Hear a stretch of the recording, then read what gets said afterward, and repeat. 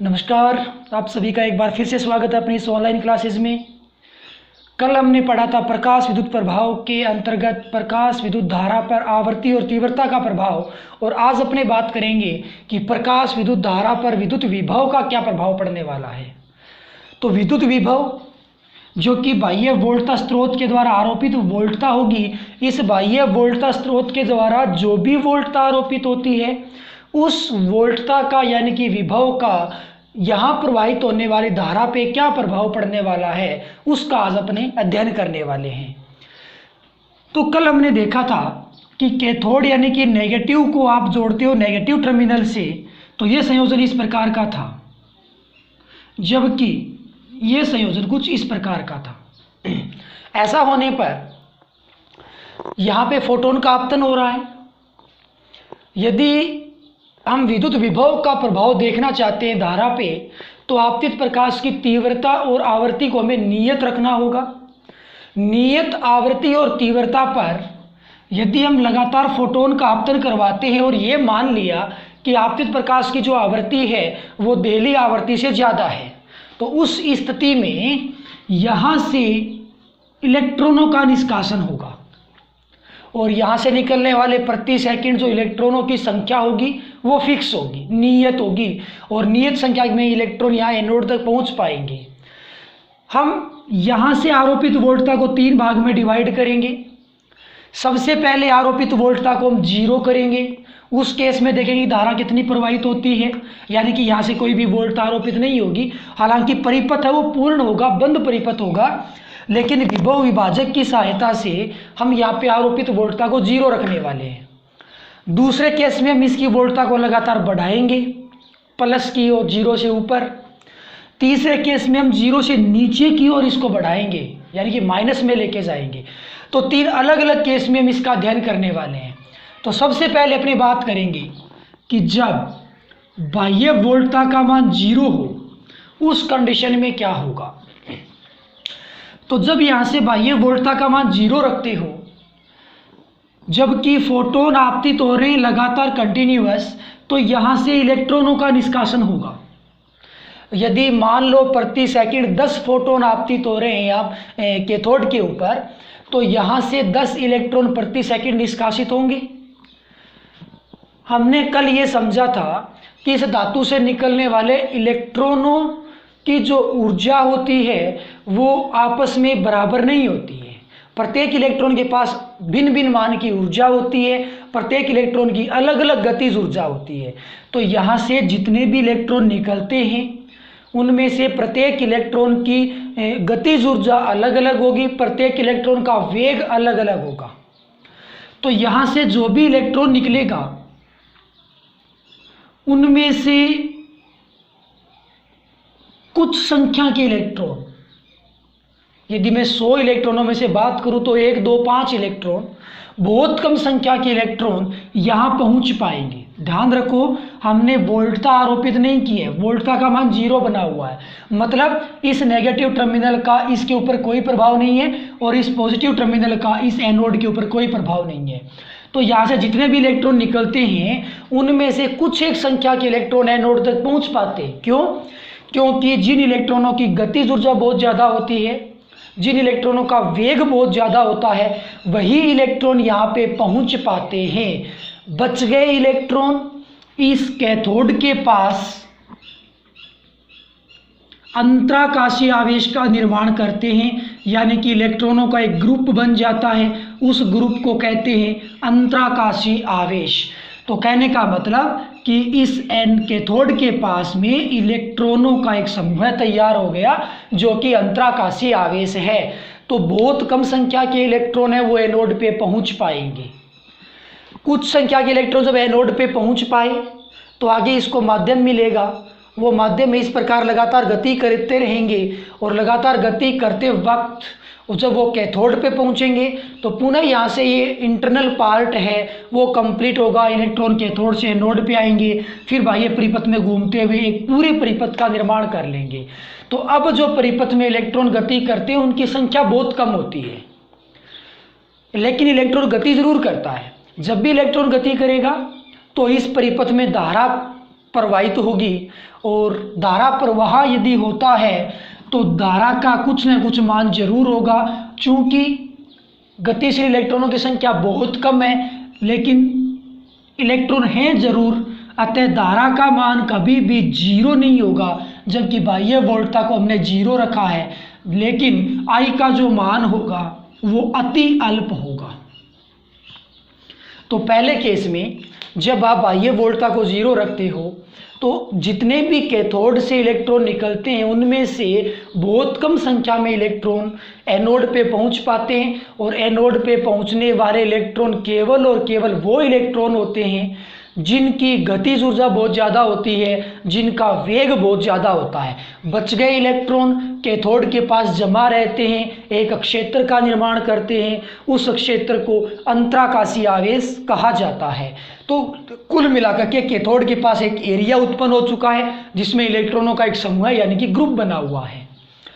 अब क्या होगा, अब अपनी इस वोल्टता को बढ़ाएंगे, धीरे धीरे वोल्टता को इंक्रीज करेंगे।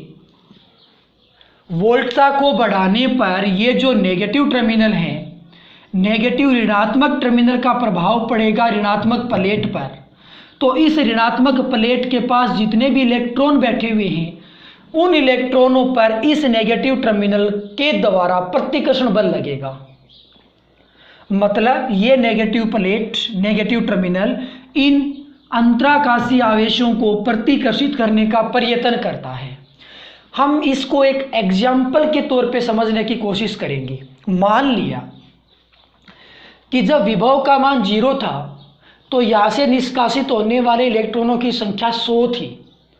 100 में से 5 इलेक्ट्रॉन एनोड पे पहुंच गए तो अंतराकाशीय आवेश में 95 इलेक्ट्रॉन बचे हुए हैं, 95 इलेक्ट्रॉन यहाँ रुके हुए हैं। ध्यान रखना, प्रति सेकंड यहाँ से 100 इलेक्ट्रॉन लगातार निकल रहे हैं, 100 में से 5 यहाँ पहुँच रहे हैं जबकि 95 यहाँ पे जमा होते जा रहे हैं, यानी कि अंतराकाशीय आवेश ग्रुप लगातार बढ़ता जा रहा है। लेकिन इस चीज़ को अपने माइंड में रखना कि यहाँ से लगातार इलेक्ट्रॉन निकल रहे हैं केवल और केवल 100 प्रति सेकंड। ओके, वोल्टता को बढ़ाएंगे, वोल्टता को बढ़ाएंगे तो नेगेटिव टर्मिनल का प्रभाव इन इलेक्ट्रॉनों पे पड़ेगा, प्रतिकर्षित होंगे ये इलेक्ट्रॉन। तो अब क्या होगा, जहां 0 वोल्टता पर केवल और केवल 5 इलेक्ट्रॉन एनोड तक पहुंच रहे थे, अब इन अंतराकाशीय इलेक्ट्रॉनों पर भी प्रतिकर्षण बल लगेगा। ये इलेक्ट्रॉन भी हल्का सा एनोड की ओर गति करना शुरू कर देंगे। तो इन अंतराकाशीय आवेश में विद्यमान जितने भी इलेक्ट्रॉन हैं उनमें से कुछ इलेक्ट्रॉन जिनकी संख्या बहुत कम होती है, कुछ इलेक्ट्रॉन वैसे इलेक्ट्रॉन होते हैं जो एनोड तक पहुंच जाते हैं, अंतराकाशीय आवेश वाले इलेक्ट्रॉन जिनके ऊपर प्रतिकर्षण बल लगा था और इसमें से 1000 में से 1-2 इलेक्ट्रॉन है वो एनोड तक पहुंच जाएंगे क्योंकि इस पर प्रतिकर्षण बल लगातार कार्य कर रहा है। तो कुल मिलाकर के बात ये हो गई कि 5 इलेक्ट्रॉन तो पहले से ही कंटिन्यूअसली एनोड पे आ रहे थे। अब यहाँ से वोल्टता बढ़ाने पर 2, 3 या 5 इलेक्ट्रॉन अंतराकाशीय आवेश वाले आ गए। तो कुल मिलाकर के एनोड पे 8 से 10 इलेक्ट्रॉन पहुंच रहे हैं। तो यहाँ पे पहुंचने वाले इलेक्ट्रॉनों की संख्या ज़्यादा हो गई, परिपथ में ज़्यादा इलेक्ट्रॉन गति करेंगे तो धारा के मान में वृद्धि होगी। तो वोल्टता को आप बढ़ा रहे हो तो स्टार्टिंग में प्रकाश विद्युत धारा बढ़ रही है।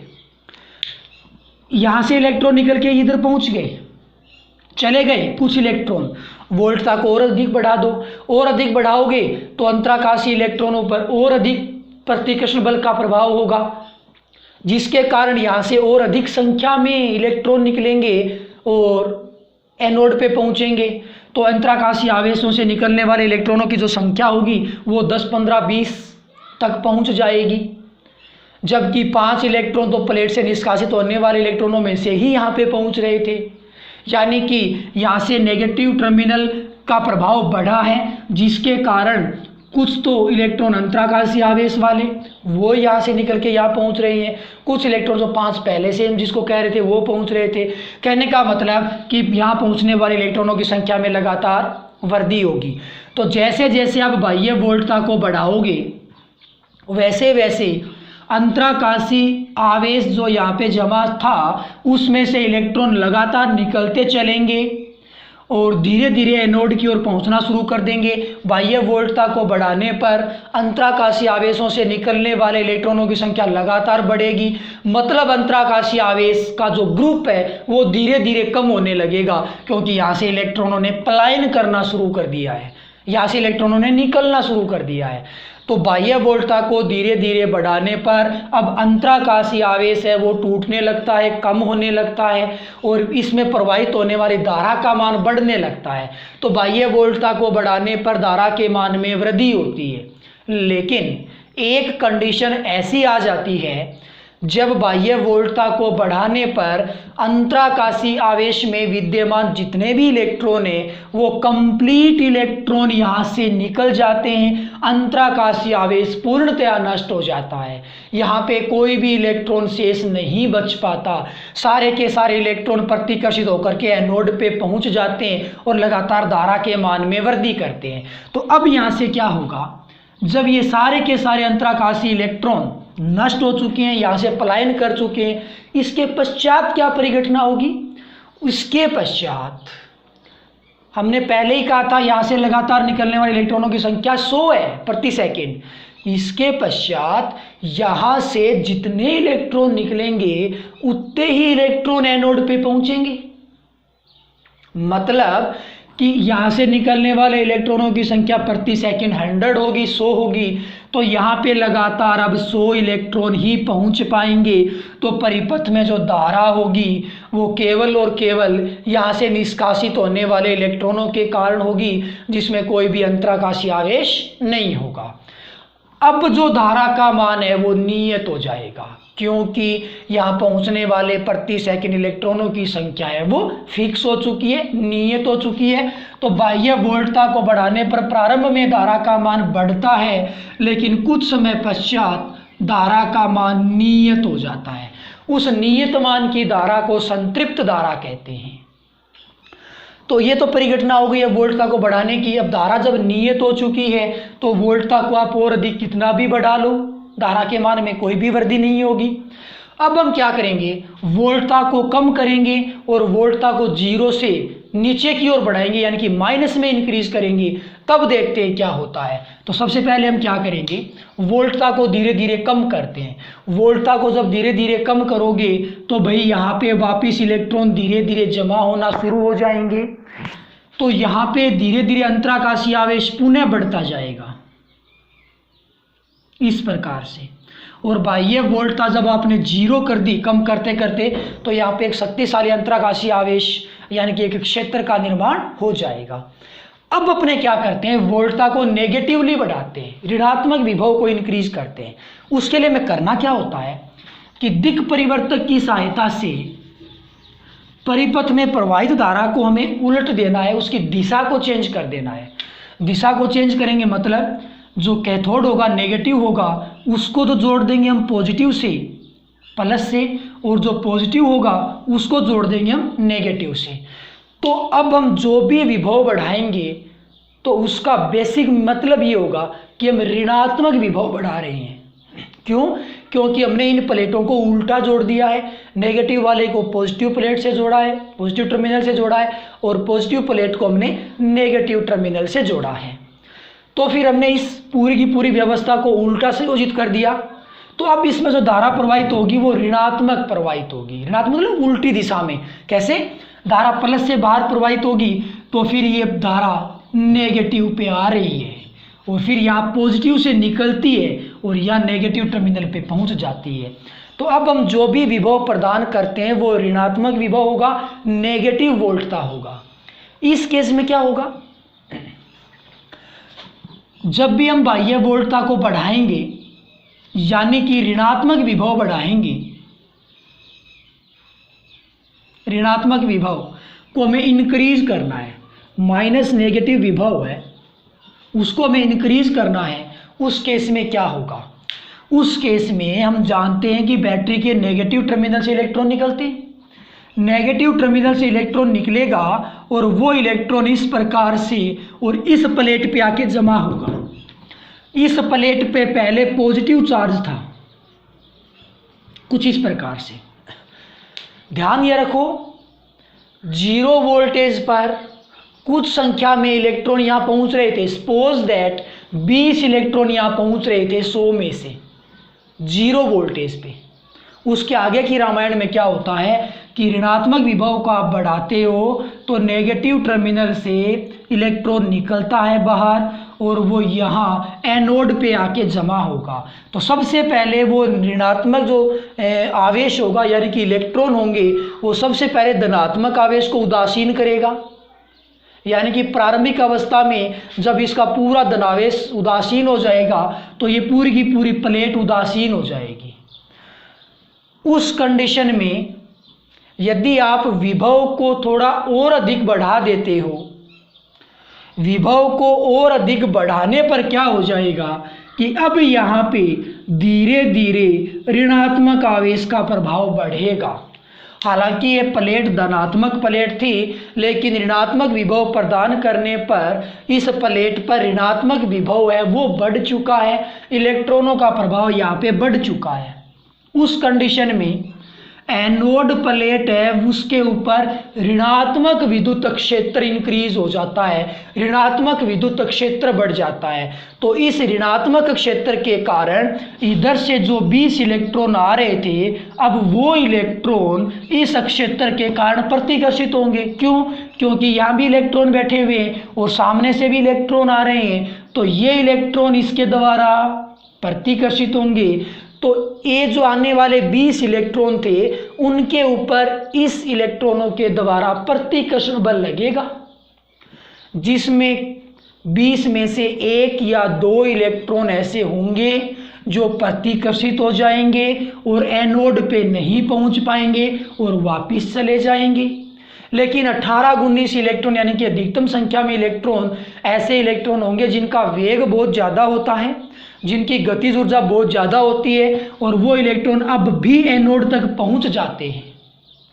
उस केस में पूरे परिपथ में धारा प्रवाह होता है, लेकिन यहाँ पहुंचने वाले इलेक्ट्रॉनों की संख्या में कमी हो चुकी है, तो परिपथ में प्रवाहित धारा के मान में भी कमी आएगी। तो धारा का मान कम होगा, घटेगा। अब क्या करोगे? ऋणात्मक विभव को और अधिक बढ़ा दो। उस केस में एनोड पर जो भी इलेक्ट्रॉन जमा होते हैं उनके मान में और अधिक वृद्धि हो गई, तो यहाँ ऋणात्मक क्षेत्र और अधिक शक्तिशाली हो गया। भाई और अधिक शक्तिशाली हो गया तो आने वाले इलेक्ट्रॉनों को ज़्यादा प्रतिकर्षित किया जाएगा। तो 20 में से 1-2 इलेक्ट्रॉन तो पहले ही प्रतिकर्षित हो चुके थे, 1-2 इलेक्ट्रॉन अब प्रतिकर्षित हो जाएंगे। तो यहाँ पहुँचने वाले इलेक्ट्रॉन की संख्या 16 या 17 रह गई, यानी कि इलेक्ट्रॉन की संख्या और भी कम हो गई, तो धारा के मान में और भी अधिक कमी आ जाएगी। यहाँ से ऋणात्मक विभव को आप और अधिक बढ़ाओ तो यहाँ पे नेगेटिव चार्ज यानी कि इलेक्ट्रॉन और अधिक संख्या में जमा हो जाएंगे। इस प्रकार से यहाँ पे ऋणात्मक क्षेत्र लगातार बढ़ता जाएगा, तो सामने से आने वाले इलेक्ट्रॉनों को लगातार प्रतिकर्षित किया जाएगा और सामने से जितने भी इलेक्ट्रॉन आ रहे थे उनमें से लगातार इलेक्ट्रॉन प्रतिकर्षित होते जाएंगे और एनोड पर पहुंचने वाले इलेक्ट्रॉनों की संख्या में कमी आएगी। ऐसा धीरे धीरे ऋणात्मक विभव को बढ़ाने पर एक कंडीशन ऐसी आ जाती है कि यहाँ पर शक्तिशाली ऋणात्मक क्षेत्र उत्पन्न हो जाता है, जिसके कारण इधर से आने वाले सारे इलेक्ट्रॉन प्रतिकर्षित होकर के और वापस लौट जाते हैं, यानी कि एनोड तक कोई भी इलेक्ट्रॉन नहीं पहुंच पाता है। उस कंडीशन में परिपथ में प्रवाहित धारा का मान 0 हो जाता है, यानी कि एक निश्चित ऋणात्मक वोल्टता पर धारा का मान 0 हो जाता है। उस निश्चित ऋणात्मक वोल्टता को निरोधी विभव कहते हैं या निकट वोल्टता कहते हैं। उस ऋणात्मक विभव को निरोधी विभव या निकट वोल्टता कहेंगे। तो ध्यान ये रखिए कि आपने ऋणात्मक विभव एनोड को दिया है। किसको दिया है? एनोड को। कैथोड के सापेक्ष दिया है, यानी कि कैथोड के सापेक्ष आपने ऋणात्मक विभव एनोड को दिया है और एक निश्चित ऋणात्मक विभव पर धारा का मान 0 हो गया है तो उस ऋणात्मक विभव को हमने निरोधी विभव कहा है। तो निरोधी विभव या निकट वोल्टता की डेफिनेशन क्या बनेगी? कैथोड के सापेक्ष एनोड को प्रदान किया गया वह ऋणात्मक विभव जिस पर प्रकाश विद्युत धारा का मान 0 हो जाता है, उस ऋणात्मक विभव को निरोधी विभव या निकट वोल्टता कहते हैं। तो कैथोड के सापेक्ष एनोड को प्रदान किया गया वह ऋणात्मक विभव जिस पर प्रकाश विद्युत धारा का मान 0 हो जाता है, उस विभव को निरोधी विभव या निकट वोल्टता कहते हैं। अब इस तीनों पॉइंट को हम एक ग्राफ के आधार पर समझते हैं। तो इसका ग्राफ कैसे बनेगा? इसका ग्राफ बनाने के लिए अपने पास कुछ ऐसी व्यवस्था होगी।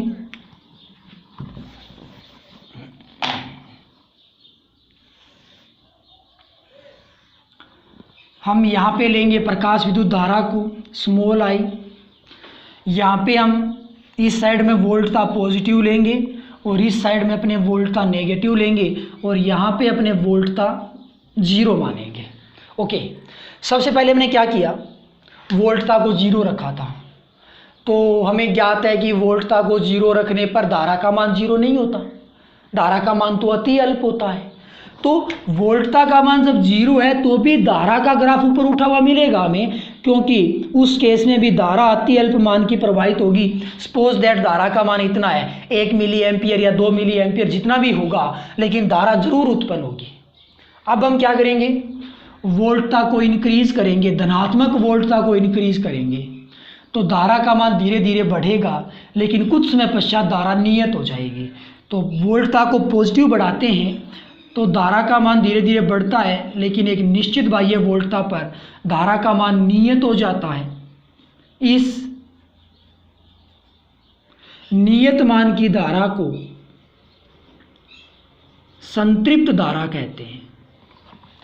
तो वोल्टता को धनात्मक रूप से बढ़ाया तो धारा प्रारंभ में बढ़ी, फिर उसके पश्चात नियत हो गई। अब हम क्या करेंगे? वोल्टता को नेगेटिवली बढ़ाएंगे। वोल्टता को धीरे धीरे कम किया, ग्राफ लुढ़कता आया, धारा का मान लगातार कम हुआ।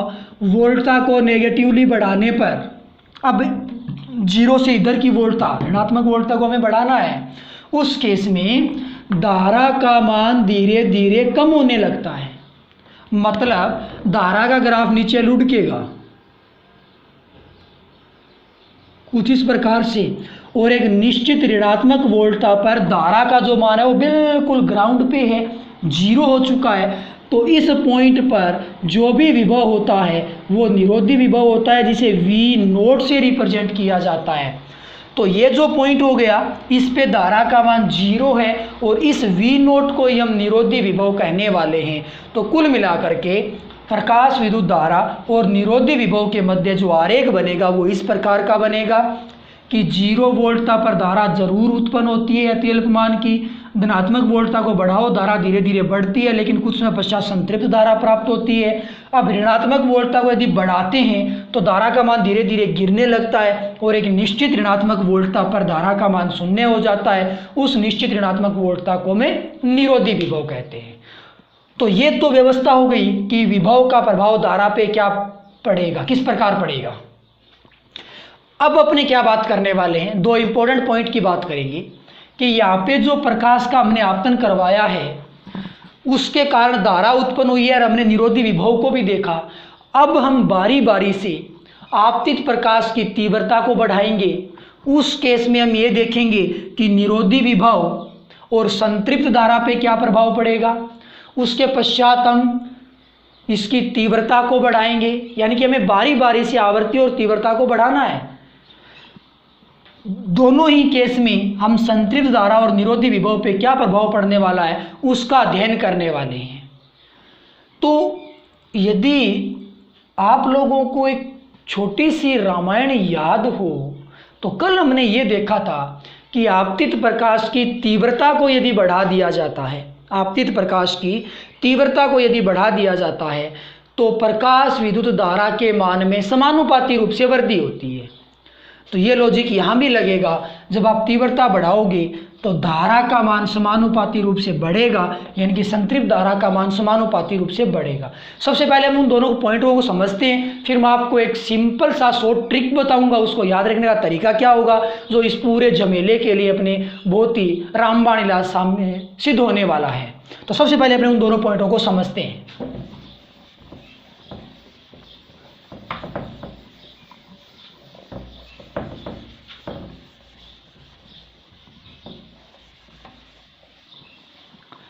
सबसे पहले अपने देखेंगे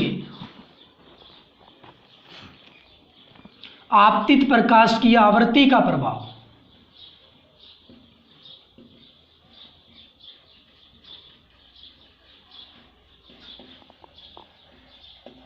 आपतित प्रकाश की आवृत्ति का प्रभाव निरोधी विभव और धारा पे किस प्रकार पड़ने वाला है, उसका अपने अध्ययन करने वाले हैं। आपको इतना याद होना चाहिए कि आवृत्ति को बढ़ाने का मतलब क्या होता है। मैं एक बार फिर से बता दूं कि आपतित प्रकाश की आवृत्ति को बढ़ाने का सिंपल सा मीन्स होता है कि हमें प्रत्येक फोटोन की ऊर्जा बढ़ानी है। सिंपल सा बेसिक मीन्स है। ओके, तो मैं वापस उसी एग्जांपल पे जाऊंगा कि यहाँ से 100 इलेक्ट्रॉन निष्कासित हो रहे थे, वोल्टता का मान 0 था उस केस में, और 20 इलेक्ट्रॉन यहाँ पहुँच रहे थे। मैं उसी मेथड की बात करूंगा। 20 इलेक्ट्रॉन यहाँ पहुँच रहे थे, लेकिन हमने ऋणात्मक विभव दिया, तो ऋणात्मक विभव पर यहाँ पे एक निश्चित ऋणात्मक विभव पर, जिसको हम निरोधी विभव कहने वाले हैं, निरोधी विभव की कंडीशन में यहाँ पे कोई भी इलेक्ट्रॉन नहीं पहुँचता है, क्योंकि उनकी गतिज ऊर्जा थोड़ी कम रह जाती है, वो यहाँ नहीं पहुँच पाते, प्रतिकर्षण बल ज़्यादा लगने लगता है। मैं एक छोटी सी बात रिपीट कर दूँ कि इलेक्ट्रॉनों के पास अपनी खुद की गतिज ऊर्जा थी, लेकिन सामने से प्रतिकर्षण बल लग रहा था, इस क्षेत्र के द्वारा कार्य किया जा रहा था, जिसके कारण ये इलेक्ट्रॉन वापस लौट के आ रहे थे। मतलब कि इसके द्वारा किया गया कार्य ऊर्जा होता है, एक प्रकार से ऊर्जा में परिवर्तित होता है।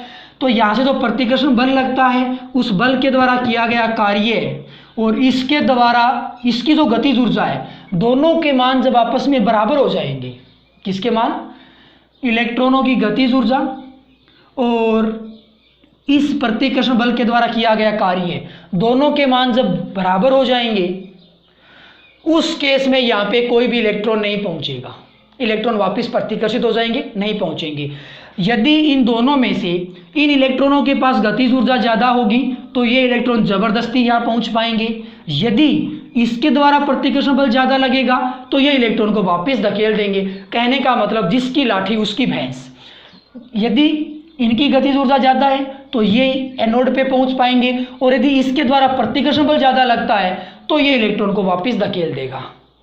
और कुल मिलाकर के जब इन दोनों, इसकी ऊर्जा गतिज ऊर्जा और इसके द्वारा किया गया कार्य, ये दोनों आपस में बराबर हो जाते हैं, उस केस में कोई भी इलेक्ट्रॉन नहीं पहुंच पाता है। तो इन इलेक्ट्रॉनों की जो अधिकतम गतिज ऊर्जा होती है, जो के मैक्सिमम होता है, उस के मैक्सिमम का मान यहाँ से लगने वाले प्रतिकर्षण बल के विरुद्ध किए गए कार्य के तुल्य होता है। के मैक्सिमम बराबर होता है डब्ल्यू मैक्सिमम, यानी कि इनकी जो गतिज ऊर्जा होगी उसका अधिकतम मान इसके द्वारा किए गए प्रतिकर्षण बल के विरुद्ध कार्य के तुल्य होगा। मतलब कि जब ये इलेक्ट्रॉन नहीं पहुंचते हैं तो उस केस में इलेक्ट्रॉनों की गतिज ऊर्जा और इस क्षेत्र के द्वारा किया गया कार्य दोनों आपस में क्या होंगे, बराबर होंगे। तो यहाँ से के मैक्सिमम का मान कितना बनेगा, कार्य। यदि मैं बात करूं विभव की, लेसन नंबर 3 की, तो विभव बराबर क्या होता है, विभव बराबर होता है W/Q। ओके, तो W बराबर क्या बन जाएगा, QV। तो ये हो जाएगा QV, और W यदि मैक्सिमम है तो V का मान मैक्सिमम होगा, तो यहाँ पे V है वो मैक्सिमम निकल के आएगा। तो इलेक्ट्रॉनों की जो अधिकतम गतिज ऊर्जा होती है वो इस सूत्र से निकाली जाती है। इसके ऊपर न्यूमेरिकल आ सकता है। इलेक्ट्रॉनों की अधिकतम गतिज ऊर्जा का मान कितना होगा, तो के V मैक्सिमम होगा। V यहाँ पे विभव है, और के मैक्सिमम को हम क्या कह सकते हैं, गतिज ऊर्जा का सूत्र होता है 1/2 mv²। मैक्सिमम की बात करें तो वेग मैक्सिमम होगा उस केस में, जिसका मान के V मैक्सिमम। ये जो V है, ये V तो इलेक्ट्रॉनों का वेग है, जबकि ये जो V है वो आरोपित ऋणात्मक विभव है, इसके द्वारा जो विभव हमने प्रदान किया था वो यहाँ पे विभव होगा, तो ये ऋणात्मक विभव होगा और ये इलेक्ट्रॉनों का क्या हो जाएगा, वेग हो जाएगा। तो इस चीज़ का ध्यान रखना। तो हमने क्या समझा, जिसकी लाठी उसकी भैंस, उसी मेथड को हम यहाँ पे यूज करेंगे। बहुत सिंपल सा लॉजिक अपने सामने होगा जी। ऋणात्मक विभव हमने निश्चित निरोधी विभव बना दिया, इलेक्ट्रॉन नहीं पहुंचा, धारा 0 है। ओके, अब हम क्या करते हैं, आवर्ती को बढ़ाते हैं। आवर्ती को यदि आप बढ़ाते हो तो इसका मतलब हम जानते हैं कि हम एक फोटोन की ऊर्जा बढ़ा रहे हैं। गौर से सुनना बात को, एक फोटोन की ऊर्जा बढ़ा रहे हैं, मतलब इस फोटोन की ऊर्जा में हमने वृद्धि कर दी, प्रत्येक फोटोन की ऊर्जा बढ़ी है। अब ये फोटोन इसमें विद्यमान इलेक्ट्रॉन को ज़्यादा ऊर्जा देगा, तो यहाँ से जो भी इलेक्ट्रॉन निकलेगा उसके पास ऊर्जा ज़्यादा होगी, उसकी गतिज ऊर्जा ज़्यादा होगी, तो फिर वो इलेक्ट्रॉन तीव्रता से ज़्यादा गतिज ऊर्जा से काम करेगा, गति करेगा। तो ये जो निकलने वाले इलेक्ट्रॉन थे, अब इनके पास ज़्यादा ऊर्जा होगी, यानी कि जो भी इलेक्ट्रॉन आ रहे हैं उनके पास ज़्यादा ऊर्जा होगी। ज़्यादा गतिज ऊर्जा होने के कारण अब ये इलेक्ट्रॉन वापस एनोड पे पहुंचना शुरू हो जाएंगे। क्यों? क्योंकि इधर से आने वाले इलेक्ट्रॉनों की गतिज ऊर्जा है वो इसके द्वारा किए गए कार्य से ज़्यादा बन जाती है, क्योंकि हमने आवर्ती को बढ़ा दिया है, हमने इलेक्ट्रॉन को ज़्यादा ऊर्जा दे दी है। तो ये जब इलेक्ट्रॉन यहाँ एनोड पे पहुँचेगा उस केस में धारा प्रवाह पुनः शुरू हो जाएगा। अब धारा प्रवाह पुनः शुरू हो गया तो धारा प्रवाह को रोकने के लिए हमें ऋणात्मक विभव को बढ़ाना पड़ेगा, यानी कि यहाँ पे नेगेटिव चार्ज को हमें इंक्रीज करना होगा। तो ऋणात्मक विभव बढ़ेगा तो इधर से ऊर्जा ज़्यादा बढ़ी थी तो हमें यहाँ का कार्य बढ़ाना पड़ेगा, इसके द्वारा किया गया कार्य बढ़ाना होगा, यानी कि ऋणात्मक आवेश यहाँ पे बढ़ाना होगा, मतलब ऋणात्मक विभव बढ़ाना होगा। तो यहाँ पे हम ऋणात्मक विभव बढ़ा देंगे तो ये शक्तिशाली क्षेत्र और अधिक शक्तिशाली हो जाएगा, और जब इसकी गतिज ऊर्जा और इसके द्वारा किया गया कार्य दोनों बराबर होंगे, उस केस में आने वाले इलेक्ट्रॉन पुनः यहाँ पे पहुँचना बंद कर देंगे, धारा प्रवाह पुनः बंद हो जाएगा। आवर्ती को और बढ़ा दो तो भाई यहाँ से निकलने वाले इलेक्ट्रॉनों की ऊर्जा में पुनः और अधिक वृद्धि हो जाएगी, दोबारा वृद्धि हो जाएगी, तो इलेक्ट्रॉन पुनः पहुँचना बंद कर दें शुरू कर देंगे। तो फिर इलेक्ट्रॉनों को रोकने के लिए फिर यहाँ पे ऋणात्मक क्षेत्र बढ़ाइए, यानी कि ऋणात्मक विभव बढ़ाना पड़ेगा। तो फिर इलेक्ट्रॉन जब कंप्लीटली रुक जाएंगे तो धारा का मान 0 हो जाएगा। तो कुल मिलाकर के बात ये हो गई कि जब आप आवर्ती को बढ़ाते हो तो यहाँ इलेक्ट्रॉन पहुंचना शुरू हो जाते हैं। उन इलेक्ट्रॉनों को रोकने के लिए, धारा को 0 बनाने के लिए हमें ऋणात्मक विभव को बढ़ाना पड़ता है। शॉर्ट एंड स्वीट, आप जितनी ज़्यादा आवर्ती बढ़ाओगे उतना ही ज़्यादा हमें ऋणात्मक विभव को बढ़ाना पड़ेगा, ताकि धारा का मान 0 रह पाए। मतलब ये हो गया कि यदि आप आवर्ती को बढ़ाते हो तो आपको निरोधी विभव के मान में वृद्धि करनी पड़ेगी। ये तो बात होगी निरोधी विभव की। अब अपने बात करेंगे कि संतृप्त धारा पे क्या प्रभाव पड़ेगा। संतृप्त धारा मैक्सिमम धारा होती है। जैसे यहाँ पे 100 इलेक्ट्रॉन प्रति सेकंड निकल रहे थे तो संतृप्त धारा जो थी वो 100 इलेक्ट्रॉनों के कारण थी। आपने आवर्ती को बढ़ाया, आवर्ती को बढ़ाने पर यहाँ से निष्कासित इलेक्ट्रॉनों की संख्या पे कोई प्रभाव नहीं पड़ता। 100 इलेक्ट्रॉन प्रति सेकंड निष्कासित हो रहे थे तो अब भी 100 इलेक्ट्रॉन ही प्रति सेकंड निष्कासित होंगे। तो यहाँ से निकलने वाले मैक्सिमम इलेक्ट्रॉनों की संख्या पे कोई प्रभाव नहीं पड़ता, यानी कि संतृप्त धारा का जो मान है, यानी कि अधिकतम धारा का जो मान है वो नियत रहता है। तो यहाँ पे संतृप्त धारा जो होगी वो नियत होगी। कहने का मतलब आवर्ती को बढ़ाने पर निरोधी विभव के मान में तो वृद्धि होती है, परंतु प्रकाश विद्युत धारा के मान में कोई वृद्धि नहीं होती है। तो अब क्या हो गया, इस चीज़ को अपने ग्राफिकली रिप्रेजेंट करते हैं।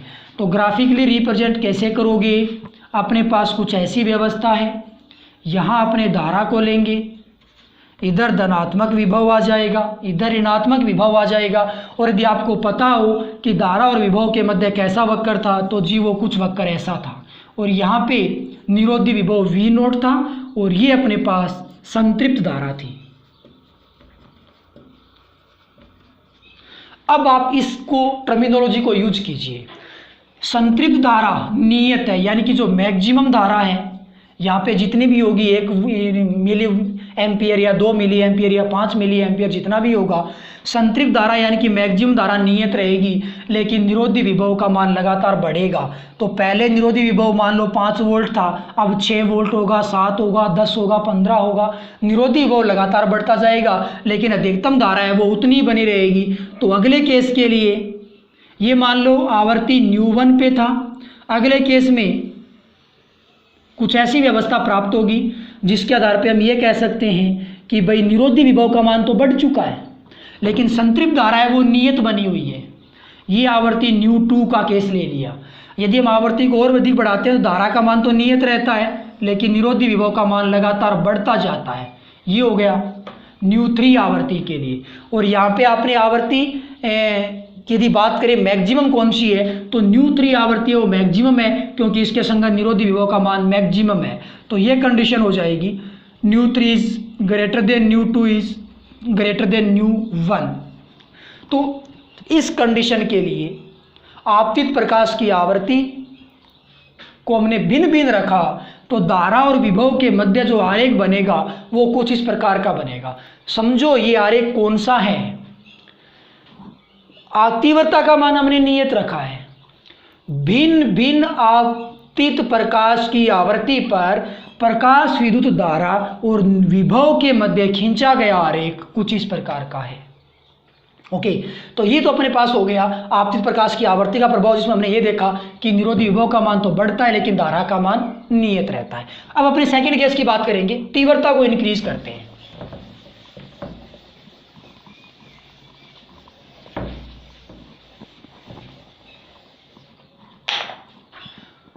उससे पहले अपने एक ग्राफ और देखते हैं कि हमने आवर्ती को बढ़ाया तो विभव का मान लगातार बढ़ा।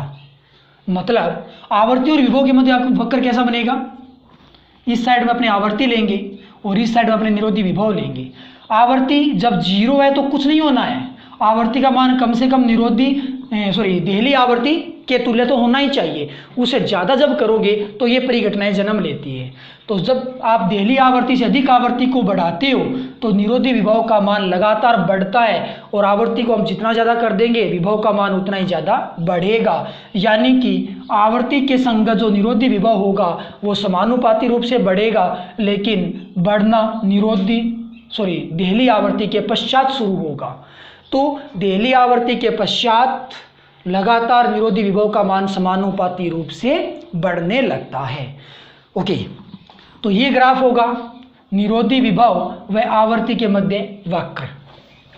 अब अपने सेकंड केस की बात करते हैं। हमें आपतित प्रकाश की तीव्रता को बढ़ाना है।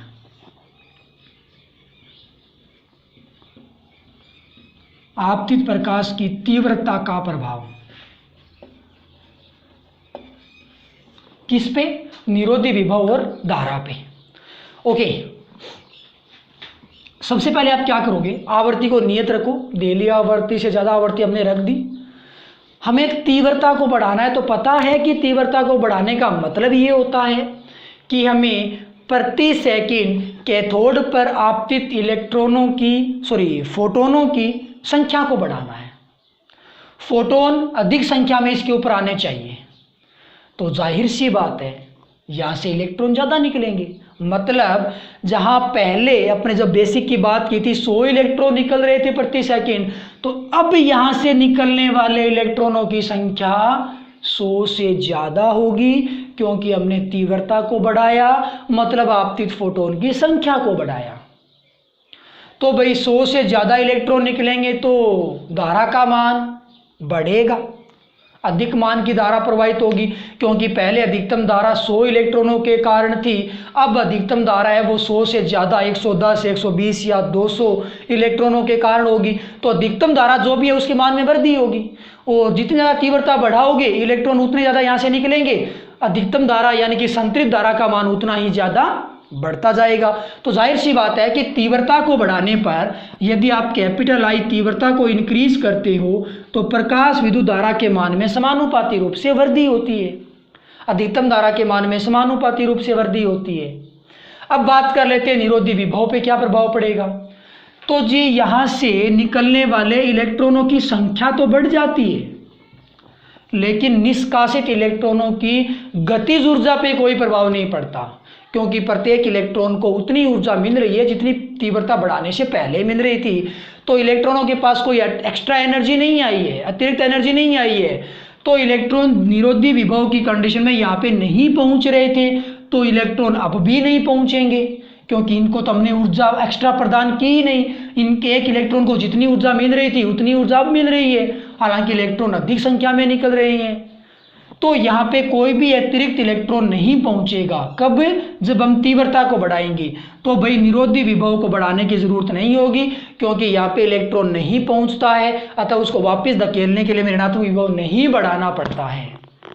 जबकि आवर्ती में क्या था, आवर्ती को जब हमने बढ़ाया था पहले केस में, तो इलेक्ट्रॉन यहाँ पहुंचना शुरू कर रहे थे, क्योंकि एक इलेक्ट्रॉन की ऊर्जा बढ़ चुकी थी और यहाँ पे कोई ऊर्जा नहीं बढ़ती, तो इलेक्ट्रॉन यहाँ पे नहीं पहुंचेंगे। पहले से ही ये प्रतिकर्षित हो चुके हैं, रुके हुए हैं, अब भी ये रुके ही रहेंगे। उस केस में कोई भी धारा प्रवाहित नहीं होगी, यानी कि निरोधी विभव अर्थात ऋणात्मक विभव को बढ़ाने की जरूरत नहीं पड़ेगी, धारा का मान कंप्लीटली जीरो बना रहेगा। तो हमने जब तीव्रता को बढ़ाया तो धारा बढ़ी, अधिकतम धारा का मान बढ़ा है या फिर बढ़ेगा, लेकिन निरोधी विभव के मान में कोई प्रभाव नहीं पड़ता है। अर्थात निरोधी विभव का जो मान होता है वो नियत होता है। उस केस में तीव्रता को हमने बढ़ाया, अधिकतम धारा यानी कि संतृप्त धारा बढ़ी है और निरोधी विभव का मान क्या है, नियत है। इस बात को अपने ग्राफिकली रिप्रेजेंट करते हैं, तो ग्राफ के द्वारा हम इसको किस प्रकार से समझ सकते हैं। तो इसको समझने के लिए अपने क्या करेंगे, यहाँ पे प्लस विभव, यहाँ पे माइनस विभव, यहाँ पे प्रकाश विद्युत धारा आई हो गया, और इसका ग्राफ यदि आपको याद हो तो हमने कुछ ऐसा बनाया था। ये हो गया यहाँ पे निरोधी विभव V0 और यहाँ पे V का मान 0 था। ओके, अब हम क्या करेंगे, ये है अपने पास संतृप्त धारा, तीव्रता को बढ़ाना है। सपोज दैट ये I1 तीव्रता का आरेख है। अब आप तीव्रता को बढ़ाओ, तीव्रता को बढ़ाओगे तो अधिकतम धारा पहले यदि 5 मिली एम्पियर थी, तो संतृप्त धारा बढ़ जाएगी, यानी कि वो 5 से 6 हो जाएगी, कुछ इस प्रकार से यहाँ तक आएगी। लेकिन निरोधी विभव का मान नियत रहेगा, तो निरोधी विभव का ग्राफ तो वहीं पे आके प्राप्त होगा। ये I2 तीव्रता के लिए मान लो, तीव्रता को और अधिक बढ़ा दो तो धारा का मान और अधिक बढ़ जाएगा, लेकिन निरोधी विभव का पॉइंट हमें वही मिलेगा। ये I3 के लिए मान लो, यानी कि तीव्रता को बढ़ाने पर संतृप्त धारा के मान में लगातार वृद्धि हो रही है, परंतु निरोधी विभव के मान में कोई भी वृद्धि नहीं हो रही है। निरोधी विभव हमें सेम पॉइंट पे प्राप्त हो रहा है। और यहाँ पे तीव्रता ज़्यादा कौन सी है, I3, क्योंकि इसके कारण संतृप्त धारा का मान मैक्सिमम है। तो यहाँ पे I3 is greater then I2 greater than I1 होगा। तो ये कंडीशन हो जाएगी। अपने पास भिन्न भिन्न तीव्रताओं पर धारा और निरोधी विभव या विभव के मध्य खींचा हुआ आरेख हमें कुछ इस प्रकार से प्राप्त होगा। तो ये अपने पास दूसरा केस था। तो आज के लिए बस इतना ही। कल बात करेंगे अपने प्रकाश विद्युत प्रभाव के नियमों की। Okay, bye, thank you.